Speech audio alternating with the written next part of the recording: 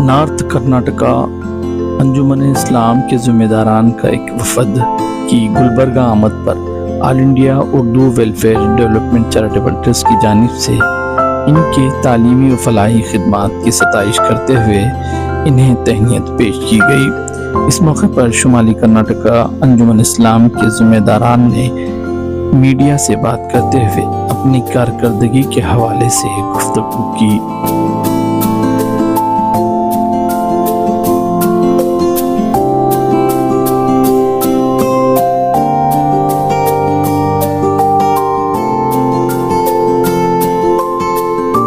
तो बहुत से अंजुमन है, जैसा आप कह रहे हैं कि बहुत से अंजुमन है, अंजुमन अपना काम करे, लेकिन हमारा काम जो है उर्दू को उसकी फरोग करना, सेकंड जो है हमें उर्दू का सोशल काम करना और लोगों की खिदमत करना, ये हमारा मकसद था। तो इस तरीके से हम जो है ना, अब उर्दू के लिए हमने क्या किया, ये हमारे एक 3-4 मैं बोलता हूँ, बाद में हमारे सेक्रेटरी साहब बोलेंगे, हमारे ट्रेजरर साहब बोलेंगे। हमें उर्दू के 200 स्कूल्स जो है, 200 स्कूल्स जो मौलाना आज़ाद के हैं, वो हमारा प्रपोजल था। वो गवर्नमेंट ने एग्री करके 200 स्कूल्स को सैंक्शन दिया। 50 जो है पीयू कॉलेज के थे, वो भी 50 कॉलेजेस जो है वो पीयू कॉलेज भी सैंक्शन किए। और सेकंड क्या है, हर एक प्रपोजल हमारा था कि जो फर्स्ट स्टैंडर्ड वो जो है 6th से था, वो फर्स्ट से हमने किया। और थर्ड क्या है, हमारे हुबली में जो है एक जो है नॉर्थ कर्नाटक को जो है हज भवन बनाना था, उसके वास्ते भी हमने कोशिश कर नेक्स्ट ईयर बनाने के वास्ते वो भी प्रपोजल बोल दिए वो हज भवन। सेकंड क्या है बोले तो उर्दू यूनिवर्सिटी के वास्ते भी हमने कोशिश किया, वो भी नेक्स्ट ईयर जो है उन लोग नेक्स्ट ईयर बनाने के वास्ते वो भी एग्री हो गए। अब तालीमी सिलसिले में अंजुमन की तरफ से पिछले साल हमने मौलाना आज़ाद में पीयूसी कॉलेजेस शुरू करने के लिए दरख्वास्त की थी। पिछले साल मार्च में तकरीबन 25 पीयू कॉलेजेस शुरू किए गए। इसका मकसद ये था कि जहाँ पर गवर्नमेंट सरकारी पीयू कॉलेज नहीं है, प्राइवेट कॉलेज में आसमान छूती फीस दे के बच्चों को पढ़ना पड़ रहा था। मौलाना आज़ाद में जो है पीयूसी कॉलेजेस शुरू किए गए।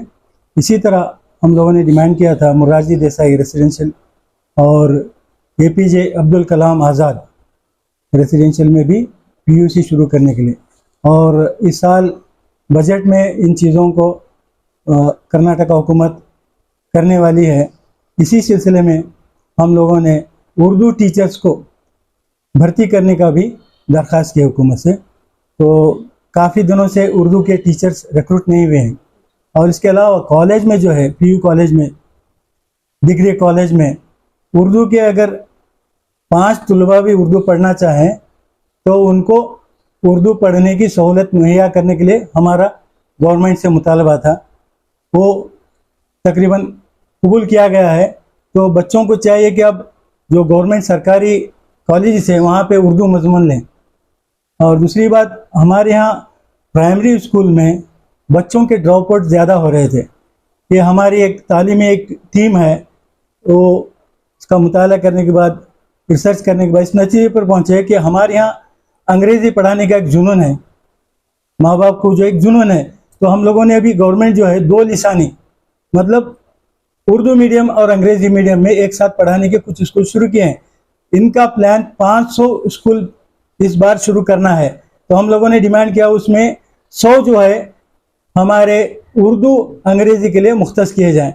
इसमें क्या हो जाएगा, बच्चा जो है प्री प्राइमरी से एडमिशन होता है, तो एक बार प्री प्राइमरी से आता है तो बाहर कहीं नहीं जाएगा। और जब अंग्रेजी पढ़ाई जा रही है सरकारी मतलब स्कूल में, तो बच्चों की तादाद भी बढ़ने लगेगी। इस तरह से स्कूल जो प्राइमरी स्कूल्स हैं बंद होने से बच जाएंगे। इस तरह से बहुत सारे हम लोग तालीमी मैदान में काम कर रहे हैं। इसके अलावा सोशल में भी जो है, समाज में जो है, हमारे कम्युनिटी और जनरल ये भी हम लोग इश्यूज लेते हैं। सेंट्रल गवर्नमेंट के साथ भी हमारा खतों की बात है, हमारी इनके साथ भी जो है स्टेट गवर्नमेंट के साथ भी है, अलग अलग से सब काम हो रहे हैं।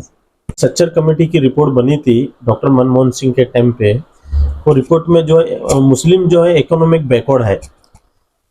वो रिपोर्ट के बाद जो है मुंबई हज कमेटी में डॉक्टर मनमोहन सिंह ने 200 लोगों के लिए मुंबई हज कमेटी में खाना पीना रहना फ्री, IAS IPS का फ्री कोचिंग का ये किए थे।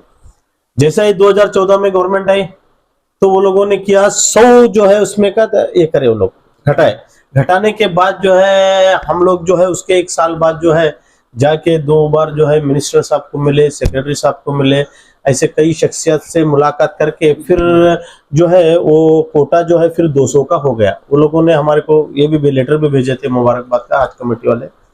ये हुआ। और दूसरा जो है कोरोना के टाइम पे जैसा हज को जाने वाले हैं उनका जो एज लिमिट जो है 65 का रखे थे वो लोगों ने।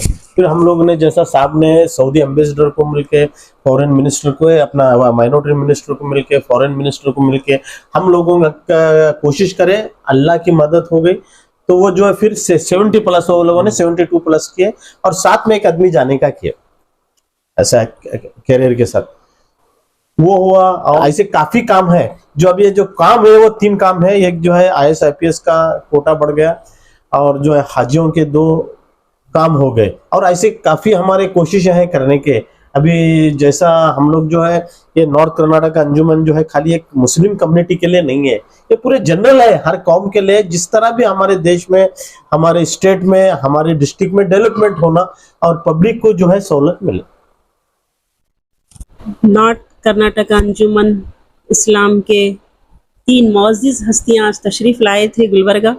तो आज मेरी एक आवाज़ पे मैंने बुलाया तो वो लब्बैक करके मेरे पास आए। तो अंजुमन के जो काम किए हैं वो सारे हम लोगों के सामने वो जाहिर किए हैं और बहुत खुशी हुई कि अल्लाह इनके हौसलों को बुलंद रखे और इन्हें और हिम्मत से, जज्बे से काम करने का अल्लाह ताला जज्बा अता करे।